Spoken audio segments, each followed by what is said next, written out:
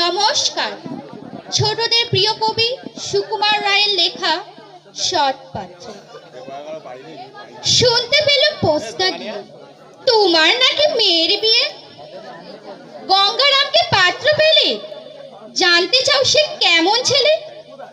মন্দ নয়, ভালো পাত্র, রং যদিও বেজায় কালো, তার ওপরের মুখের কথা অনেকটা ঠিক প্যাচার মতো।